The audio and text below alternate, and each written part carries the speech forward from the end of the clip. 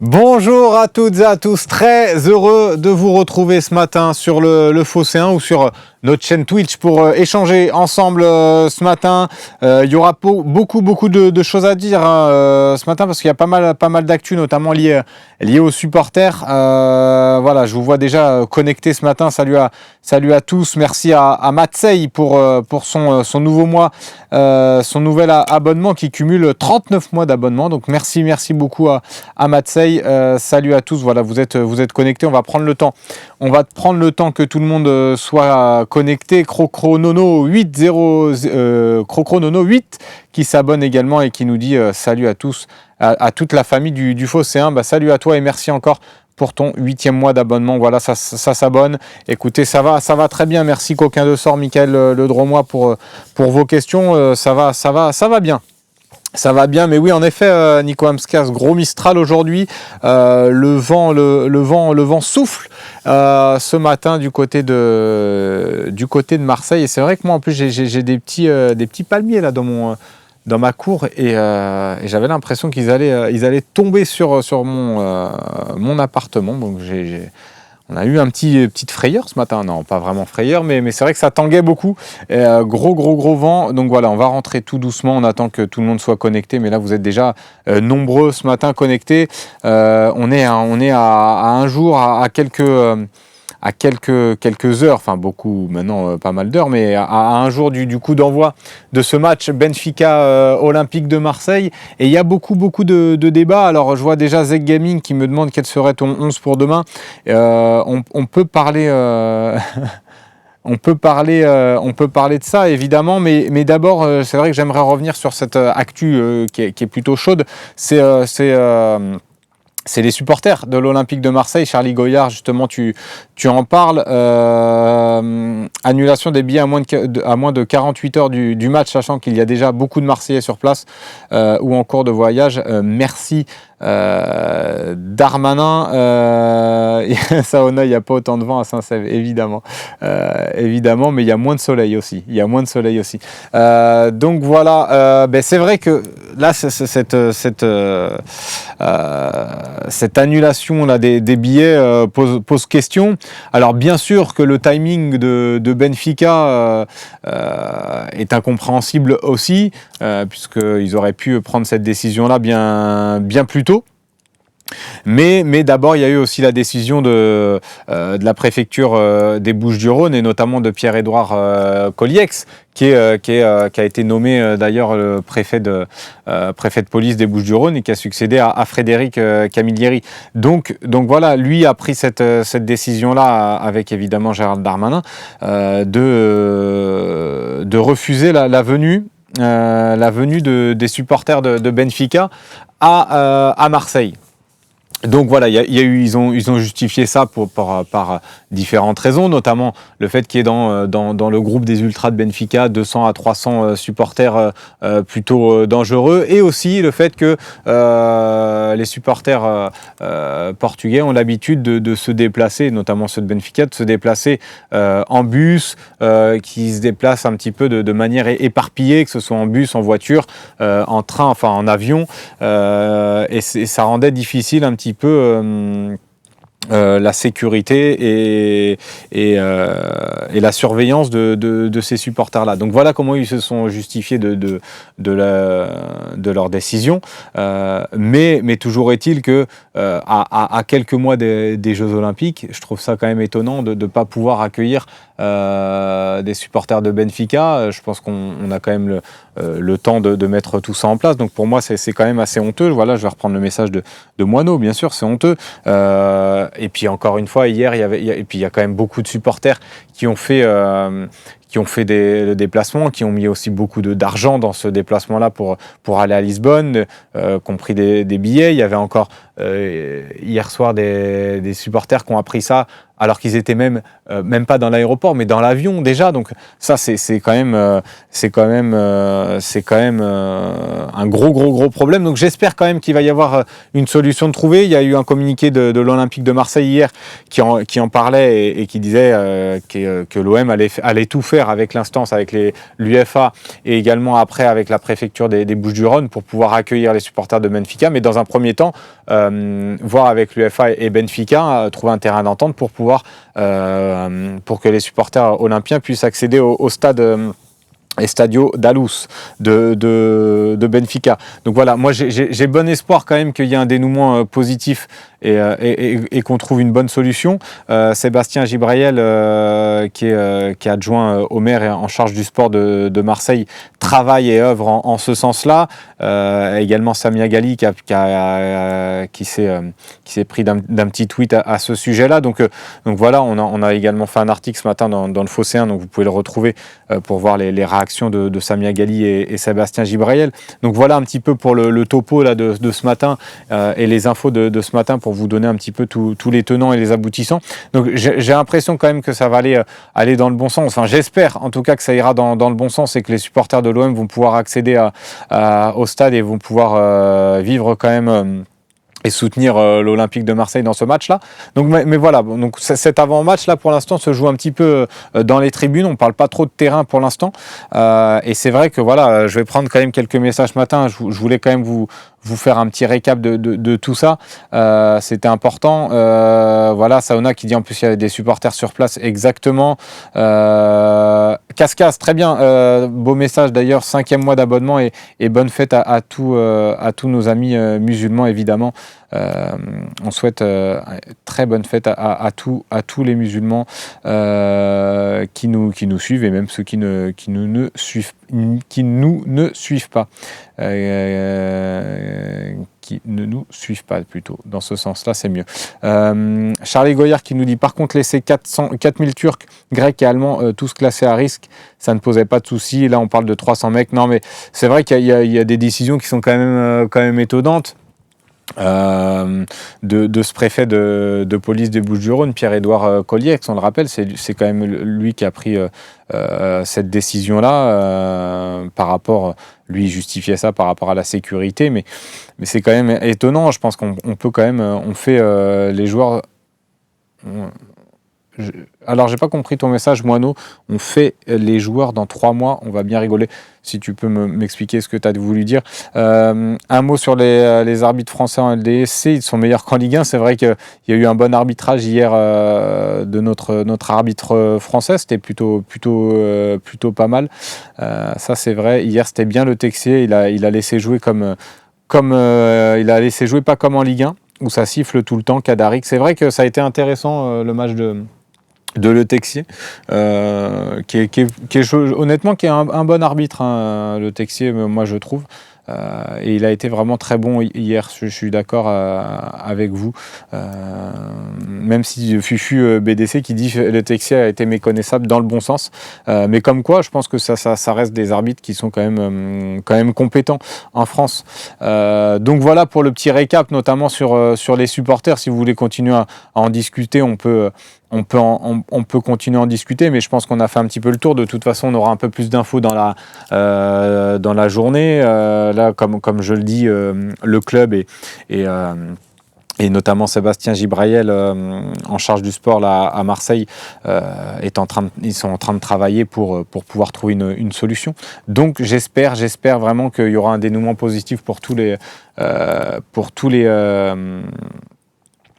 supporters évidemment de l'OM qui ont déjà fait le déplacement. OM OTA 13 qui nous dit également, on va parler d'arbitrage puisque vous avez lancé le sujet sur le Texier. Au-dessus du lot, nous dit Cario, et quel match, bordel, évidemment. Ouais, hier, encore une fois, quel match entre le Real Madrid et Manchester City. Ça, c'est vraiment un niveau, et c'est là où on se dit vraiment on est loin de ce niveau-là avec l'OM, mais on espère quand même vivre un beau moment hier, même si dans l'intensité, dans la qualité technique, on sera bien loin de tout ça.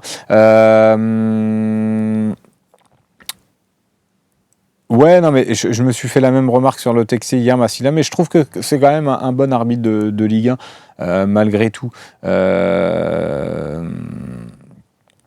Donc voilà, et puis il y avait aussi un message dans le chat, je l'ai perdu. Si voilà, Hello Slim OM Mota 13 qui nous dit on parle de l'arbitre pour M Benfica, évidemment c'est Michael Oliver qui a été nommé arbitre de cette rencontre. On s'en souvient tous du match contre le Panathinaikos et même contre, c'est vrai que contre le Feyenoord aussi c'était lui. Loïc Lachaud là, qui a la réalisation de l'émission m'en a informé, c'est vrai que j'avais oublié ce fait-là, mais il avait été un arbitre contre le Feyenoord Rotterdam au match aller. Donc avec lui, ça nous réussit pas trop. Il n'avait pas fait trop de bêtises, notamment contre Rotterdam, mais il n'y avait pas eu victoire à la clé. En revanche, contre le Panathinaikos, là, il y avait eu des décisions arbitrales un petit peu douteuses, même si c'était aussi la VAR, parce que la VAR qui avait décidé de refuser certains buts. Mais il avait, on s'en souvient tous, pas sifflé le penalty sur Guendouzi, et ensuite il avait sifflé la main de ce même Guendouzi-là qui nous avait valu l'élimination dans ce barrage. Donc voilà. On verra, mais après, Michael Oliver, je vais pas vous dire c'est un arbitre anti-OM, pas du tout. Michael Oliver aussi, il faut savoir qu'il est très critiqué en Première Ligue, donc c'est pas, il a rien, je pense qu'il a rien contre l'OM, c'est juste qu'il n'est pas forcément hyper compétent, c'est une réalité. Il est très critiqué également en Première Ligue, comme je vous le dis, donc voilà, mais on verra après. Je suis pas sûr j'espère que l'arbitre n'aura pas d'effet sur le match et voilà, mais c'est vrai que, comme tu disais, OM Mota, il fallait en parler un petit peu ce matin aussi, parce que ça fait partie de l'actu avant ce Benfica OM. Qu'est-ce que vous nous demandez? Isno, des nouvelles de Chancel? Non, pas encore de nouvelles de Chancel. Normalement, ça irait dans le bon sens. Il devrait être, sauf contre-indication de dernière minute, mais il devrait quand même être dans le 11, au moins dans le groupe, mais dans le 11 pour demain contre Benfica. Donc ça peut être une bonne nouvelle. Après, à voir aussi dans quel état de forme il sera. Mais je pense que ça peut être, ça sera un atout de taille de toute façon. Je pense que dans cette défense de l'Olympique de Marseille, on a besoin d'avoir Chancel Mbemba. Sans lui, on gagne beaucoup moins de matchs, on en perd beaucoup plus aussi. Donc non, c'est vraiment ce serait vraiment essentiel. Il sera de toute façon dans le groupe avec l'OM. Après, à voir est-ce qu'il sera dans le 11, ça sera un choix de Jean-Louis Gasset. Mais toujours est-il que mais je pense qu'il y a de grandes chances pour qu'il débute, honnêtement.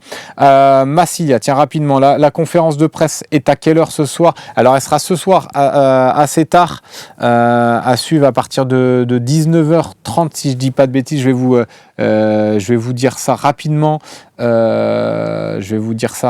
Exactement, l'heure exacte pour qu'on soit bien au fait. Tac. Je vais vous dire ça tout de suite. Conférence de presse de l'Olympique de Marseille, on a eu le message. 18h30. 18h30 heure locale. Donc voilà, 18h30 la conférence de presse d'avant-match avec un joueur et Jean-Louis Gasset évidemment. Et il y aura la conférence de presse de Benfica à 13h. À 13h, heure locale. Donc voilà pour les petites infos.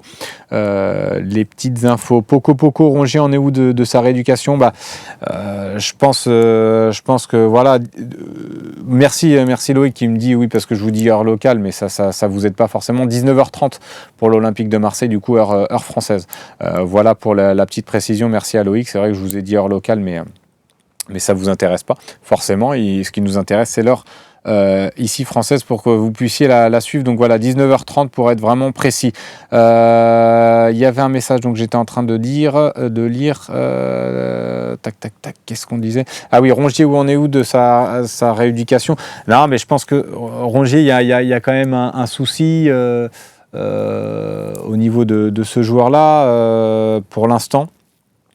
Il n'est pas prêt de reprendre, donc je suis même pas sûr qu'on le reverra d'ici la fin de saison, malheureusement. Notre ami Valentin Rongier, ce serait peut-être un peu plus grave que prévu, donc à voir, à faire à suivre, mais honnêtement, je suis pas sûr de le revoir avant la fin de saison.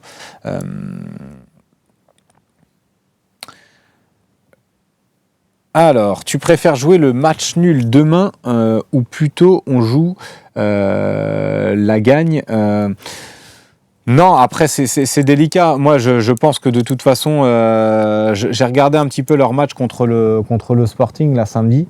Je pense qu'en termes d'intensité, s'ils mettent la même intensité que ce qu'ils ont mis contre le Sporting, je pense qu'on peut prendre l'eau, honnêtement. Parce que je pense qu'on a des joueurs qui sont à court de forme, comme Kondogbia, qui n'arrivent pas à trouver une forme physique. On a Chancel Mbemba, bien sûr, qui va revenir, mais ça va être... Il sera un peu juste aussi physiquement. Gigot qui est un peu juste. Derrière, ça va être aussi du bricolage. Donc voilà, je suis assez inquiet s'ils arrivent à mettre la même intensité Benfica, mais ils ne l'ont pas fait non plus tout le temps à tous leurs matchs. En Coupe d'Europe aussi, ils sont passés à côté de certains matchs. Benfica, ils n'ont plus que l'Europa League à jouer, puisqu'ils sont éliminés de la Coupe. Ils se sont fait éliminer par le Sporting il y a 1 ou 2 semaines. Et ils ont été battus par le Sporting là, à la dernière minute de 2-1 ce week-end, qui a presque éteint leur chance de remporter le titre, puisqu'ils sont deuxième derrière cette même équipe du Sporting. Donc voilà, ils n'ont plus que l'Europa League à jouer. Je pense qu'ils vont la jouer aussi à fond. Donc ça va être un match très très dur, honnêtement. Demain, il ne faut pas s'attendre à non plus vivre un match tranquille. Donc jouer, évidemment, moi je serais pour limiter la casse. Je ne vois pas honnêtement gagner là-bas. Ça va être très dur de remporter le match là-bas, honnêtement, hein. Mais je pense il faut limiter la casse pour au moins vivre quelque chose d'excitant, d'exaltant un peu au Vélodrome. Et je sais pas, essayer de tenir le 0-0, même peut-être perdre juste d'un but d'écart, pour garder cet espoir-là au Vélodrome. Mais du coup, un nul, ouais, je signe pour un nul, honnêtement, hein. Un nul sera un bon résultat, je pense.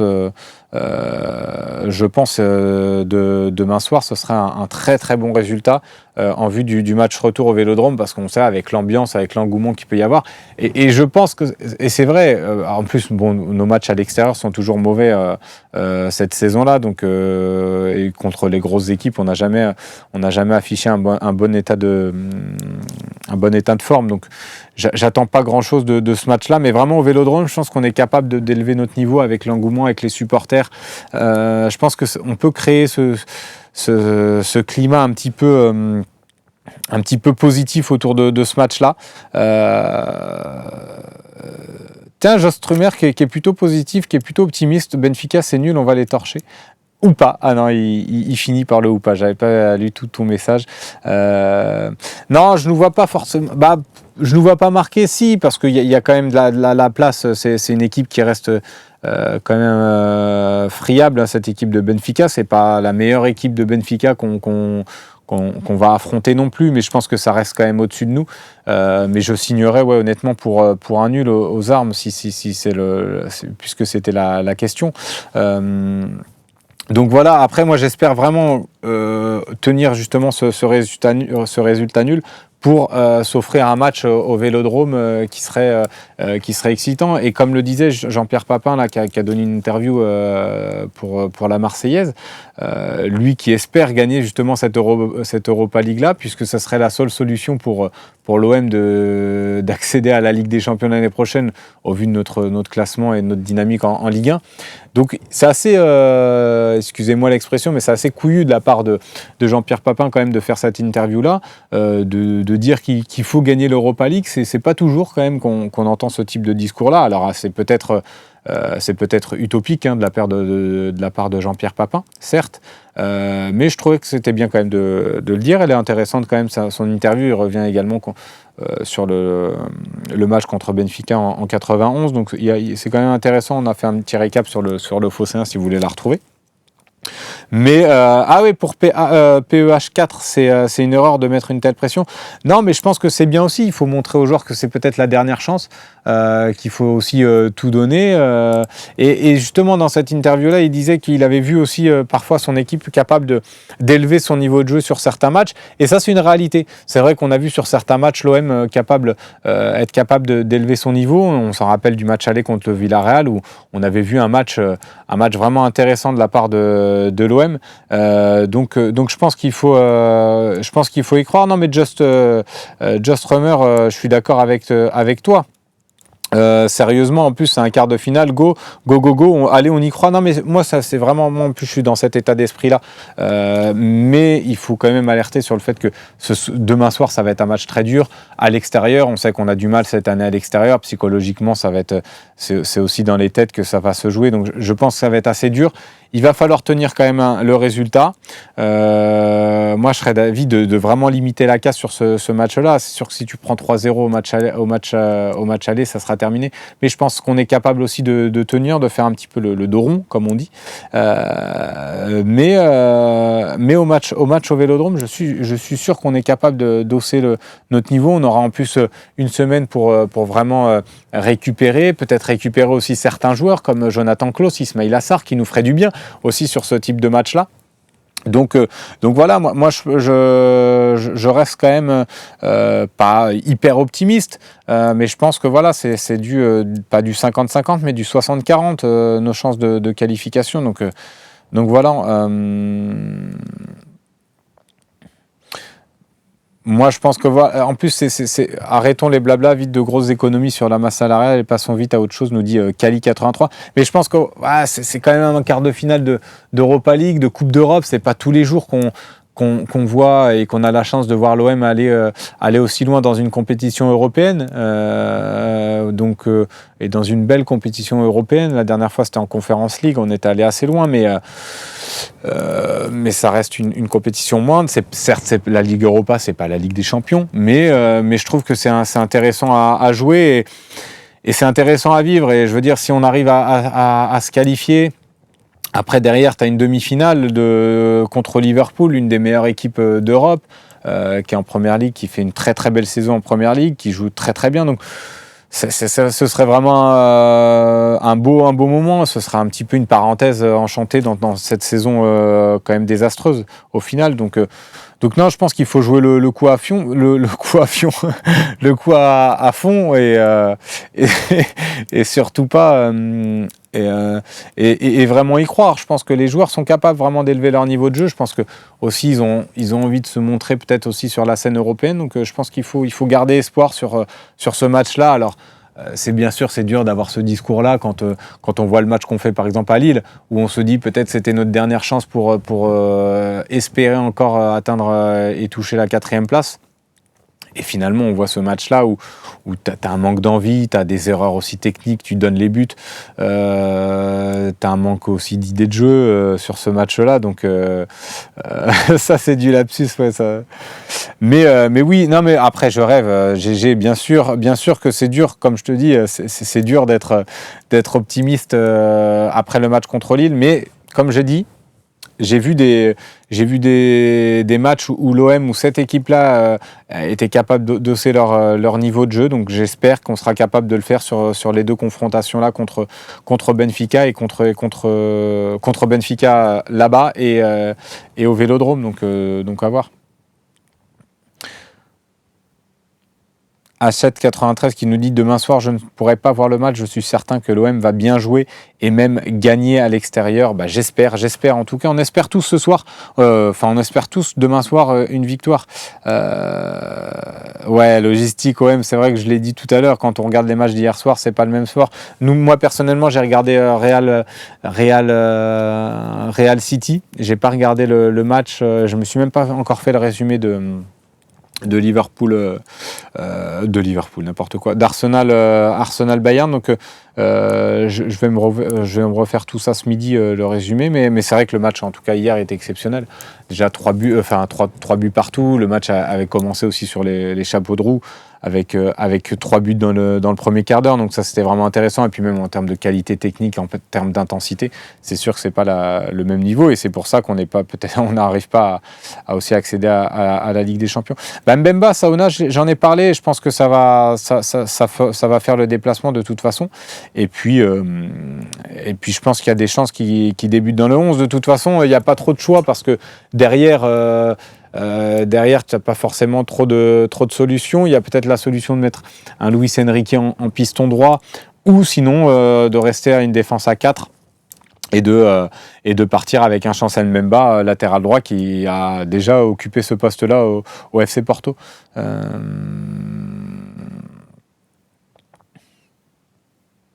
Ouais, bien sûr, on va essayer de te faire suivre, de te faire vivre ça à Hachette 93. Si tu peux pas voir le match, ça sera à vivre évidemment toujours sur le Fosséen. Il y aura en plus le retour d'Idriss aux commentaires. On aura Romain Herring en plateau, Romain Canuti. Il y aura peut-être aussi Loïc Lachaud qui passera une tête. Benoît également. Donc il y aura vraiment, on sera en petit comité entre nous.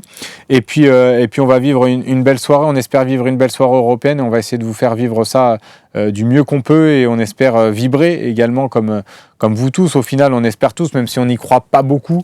Après ce match contre Lille, c'est dur d'y croire, mais on va tous espérer au fond de nous. Au fond de nous, on va tous espérer quand même de voir un grand match de l'Olympique de Marseille. Je viens de voir les images du départ des Olympiens. Chancel est dans le groupe et en bonne forme. OM vrai, oui, il est bien, il sera bien dans le groupe. Hein, c'est ce que je dis. Après, à voir s'il sera dans le 11. Mais comme je vous le dis et je le répète là depuis ce matin, je vois pas d'autres solutions de toute façon derrière pour. Donc voilà. Saona qui y croit également. Hâte d'être à demain soir. J'y crois personnellement.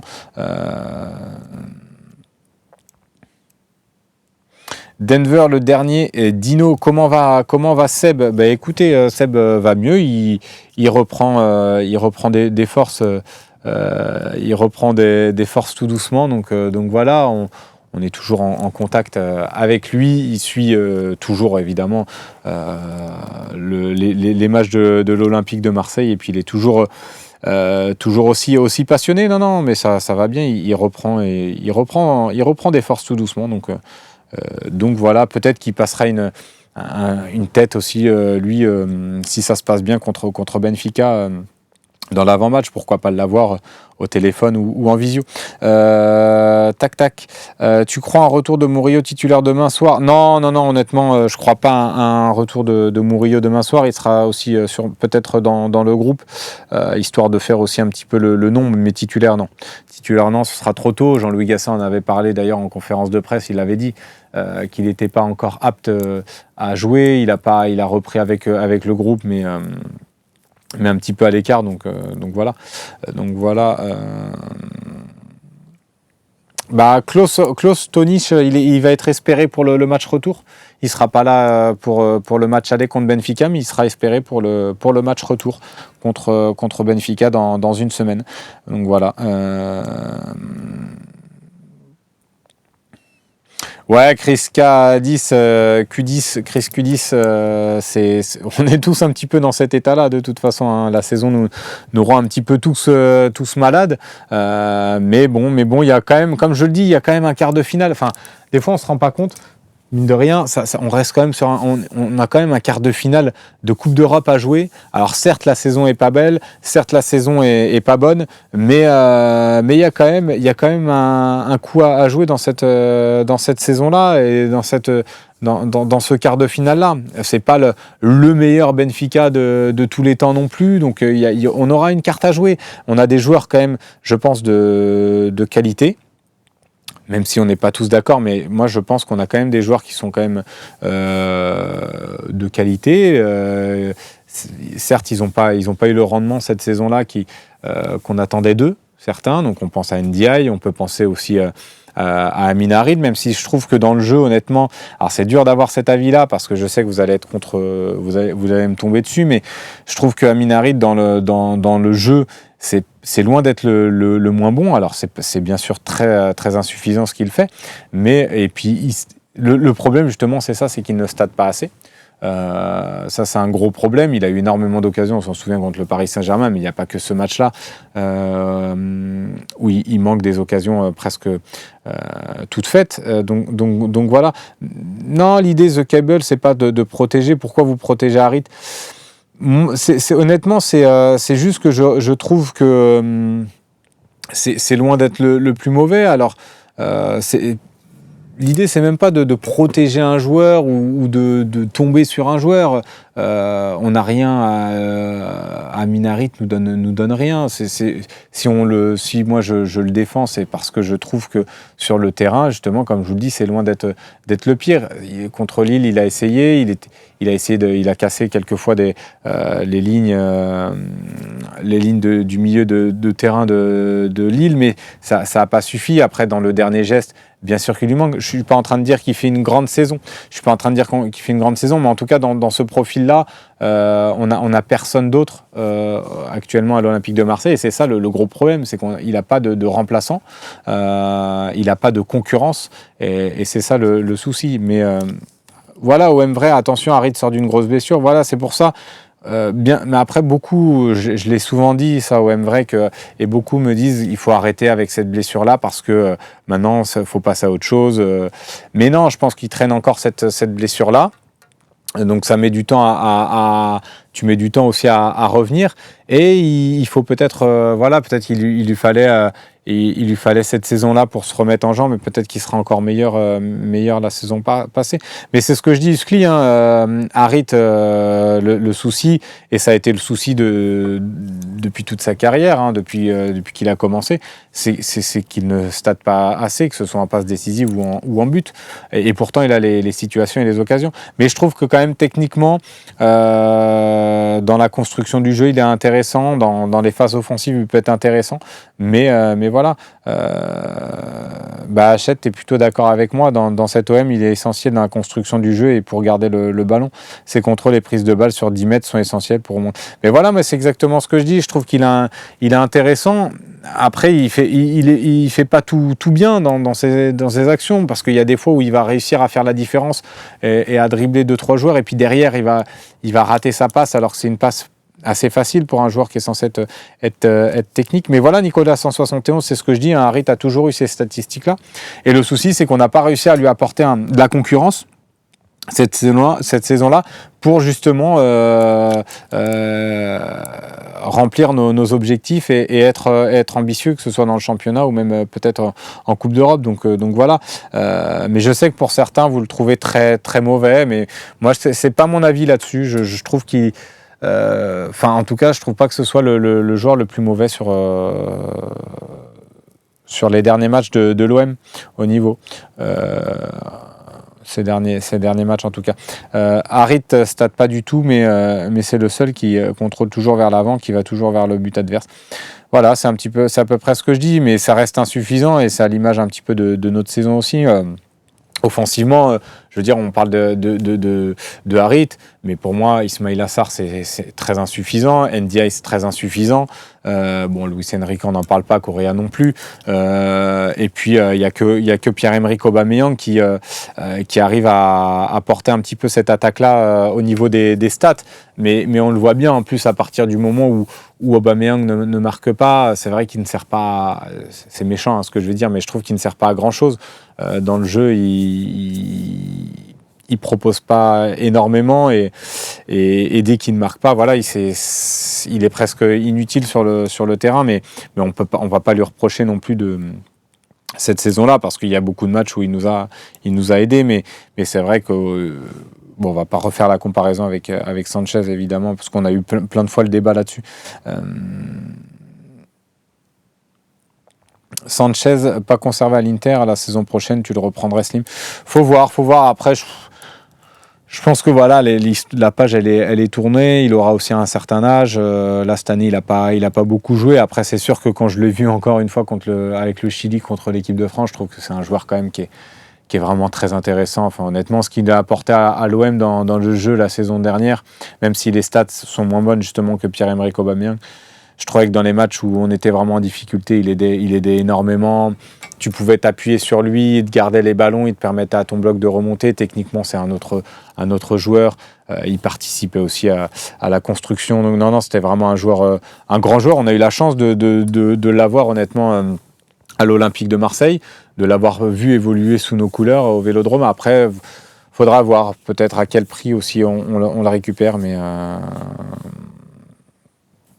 mais c'est sûr que moi, c'est un joueur que j'ai envie de revoir sous le maillot de l'Olympique de Marseille. Si tu me demandes, oui, honnêtement, je le reprends. Moi, personnellement. Après, si tu me demandes, est-ce que le club pourrait le reprendre, je ne sais pas. Honnêtement, je ne sais pas.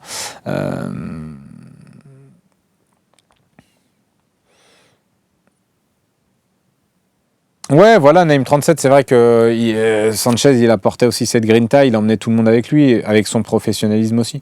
Donc voilà. Euh,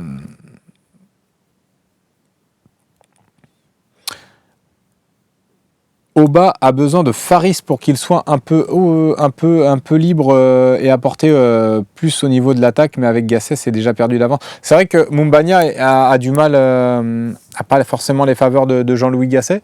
Il commence très peu de fois les matchs, mais je crois qu'il a commencé qu'une fois sous les ordres de Jean-Louis Gasset. C'était le premier match contre le Shakhtar Donetsk. Après, voilà, peut-être qu'aussi Mumbagna donne pas satisfaction à l'entraînement. Ça, on n'est pas non plus à l'entraînement pour voir. Après, contre Villarreal, j'avais bien aimé aussi l'association avec NDI. Donc à voir. Mais là, dans un match contre Benfica, où je pense qu'on va souffrir. Je pense qu'on va souffrir beaucoup, on va souffrir énormément. D'avoir peut-être un point d'appui comme ça offensivement, ça permettrait aussi, comme tu le dis, à Aubameyang d'être un peu plus libéré. Moi, je partirais avec Mumbagna honnêtement à Benfica, si ça tenait qu'à moi. Donc, ce serait bien de le voir aussi. Alors, on l'a vu quelques fois. On sent que techniquement, c'est pas toujours très bon, Faris Mumbagna, mais en tout cas dans l'abattage, dans le combat physique qu'il va proposer à ses défenseurs, et puis dos au jeu, c'est un joueur sur lequel tu vas pouvoir t'appuyer, et avec l'association avec Aubameyang me semble intéressante en tout cas. Donc à voir. Donc ce sera intéressant de le voir. Ça fait 2 fois que je dis intéressant d'ailleurs, mais ce serait vraiment bon de voir Faris Mumbagna avec associé à Aubameyang. Donc moi j'aimerais voir cette association là contre Benfica là-bas. Ou comme je le dis, c'est un match où on va sûrement souffrir, un petit peu comme contre Villarreal au match retour, où j'avais regretté justement de ne pas avoir Mumbagna, puisque on voyait qu'on avait pris le parti pris de balancer énormément de ballons, d'allonger un petit peu le jeu. Et donc ce serait bien d'avoir Mumbagna qui est capable aussi de gagner les duels aériens, de garder les ballons dos au jeu, de faire remonter aussi le bloc. Donc voilà, je pense honnêtement que ça peut être une belle solution contre Benfica. En tout cas, moi, ce serait ma solution devant, puisqu'il y en a beaucoup qui me demandaient. Voilà, Will, tu es d'accord avec moi pour le combat physique qu'il va y avoir, Faris, c'est mieux. Et puis après, ça te laisse une solution aussi de rechange avec l'entrée, pourquoi pas, d'NDI. Donc non, honnêtement, moi je partirais là-dessus. Après, ça ne regarde que moi, et puis je pense que Gasset fera peut-être autre chose, mais voilà, comme tu dis, JPET 76, Mumbagna c'est peut-être moins fort intrinsèquement que NDI, mais il est beaucoup plus régulier. En tout cas, moi j'aime bien quand il rentre Mumbagna, je ne sais pas si vous êtes d'accord, mais je trouve qu'à chaque fois il apporte quelque chose dans le jeu offensif de l'OM. Alors c'est trop peu pour pouvoir le juger complètement, parce qu'il rentre un quart d'heure, donc c'est pas suffisant, mais toujours en un quart d'heure il arrive à soit se créer une occasion, soit créer une occasion pour ses coéquipiers. Donc on l'a vu contre Lille avec cette passe décisive, presque décisive pour Aubameyang qui a loupé, mais voilà, en plus là il a joué juste, il a bien fixé, il a donné au bon moment, il a décalé au bon moment. Alors c'est pas compliqué, mais bon, on voit des joueurs des fois rater ce type de contre-attaque là, donc c'est intéressant. Contre Rennes, il a évidemment la situation où il rate dans le but vide, mais je trouve toujours intéressant ces entrées en jeu, donc j'aimerais bien le voir titulaire enfin contre Benfica. Je pense qu'il peut vraiment poser des problèmes à cette défense-là, et puis libérer aussi des espaces pour Aubameyang. Je trouve vraiment que ce serait complémentaire, donc ce sera à voir. Tiens, Dylan Dein Foskach qui nous dit il va falloir, il nous fait un long message, donc je vais le lire. Il va falloir tout donner, parce que depuis cette dernière semaine, c'est très compliqué, en espérant que qualifier ne pas être compliqué. En tant que supporter de l'OM, on sera derrière notre équipe, mais ça va être très compliqué. Visiblement, c'est très compliqué. On croise les doigts pour que l'on se qualifie, mais si on joue comme ça, comme on a joué lors de cette dernière semaine, je suis désolé. Il faut être optimiste, mais il ne faut pas rêver une qualification. Donc voilà le message un petit peu pessimiste, peut-être aussi réaliste, de Dylan, qui était plutôt long, donc j'ai pris le temps de le lire. Voilà, On est à 11h40 ce matin. Je pense qu'on a fait un petit tour de l'actu un peu chaud de l'OM. On a débattu un petit peu sur la compo de demain. De toute façon, on se retrouve demain également. L'OM au café, ce sera encore moi. Donc on aura l'occasion de revenir sur la composition d'équipe. On en saura peut-être aussi un peu plus avec la conférence de presse de Jean-Louis Gasset sur Chancel Mbemba. Est-ce qu'il sera disponible? Est-ce qu'il sera titulaire? Donc ça sera des questions intéressantes à poser à Jean-Louis Gasset. Donc on reviendra demain un peu plus en profondeur sur la composition d'équipe et je vous donnerai vraiment mon 11. Même si vous avez eu une petite idée avec mon Faris Moumbagna devant. Mais donc voilà, si on a donné autant de chance à Ounahi, je ne vois pas pourquoi Faris n'aurait pas sa chance. Voilà, moi aussi, je pense un petit peu comme toi. Voilà, j'ai envie de voir un petit peu plus Faris Moumbagna dans le 11 de l'OM et je pense qu'il peut poser vraiment problème à cette défense de Benfica. On en rediscute de toute façon demain. Tiens, Max Tis qui me demande Slim, mouille-toi, il veut que je me mouille. Eh ben on va se mouiller. Tu vois l'OM finir à quelle place en Ligue 1 et aller jusqu'où en Ligue Europa. Honnêtement, je nous vois bien. Bon, après, on va me dire encore que je suis trop optimiste, mais je pense qu'on peut se qualifier. Honnêtement, pour les demi-finales, après Liverpool, ce sera beaucoup trop dur, la marche sera beaucoup trop haute. Donc je pense qu'au moins s'arrêter en demi-finale. Et en Ligue 1, c'est dur à dire parce que on est tellement pas bon là ces dernières semaines que c'est dur, mais l'objectif, 6e ou 5e place, je pense, elle est encore atteignable. Est encore atteignable honnêtement, mais il faudra être vraiment très bon, mais c'est dur de se mouiller là ta question Max Tis, parce que aujourd'hui avec la dynamique actuelle de l'OM, c'est dur d'être positif encore, et quand on voit le jeu de l'OM ces derniers matchs, c'est dur d'être positif.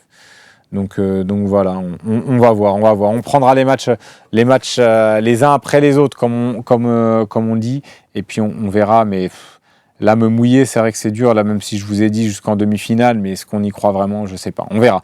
En tout cas, on en rediscutera demain. Peut-être que la nuit, comme on dit, porte conseil.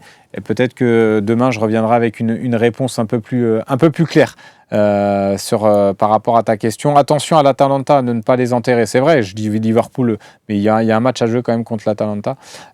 Donc voilà.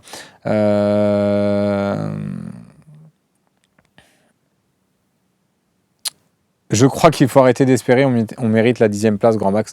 On verra. De toute façon, on en rediscutera, de tout ça. Peut-être aussi, il y aura plus, on en saura plus aussi sur les supporters de l'Olympique de Marseille. Est-ce qu'ils vont pouvoir assister à ce match-là?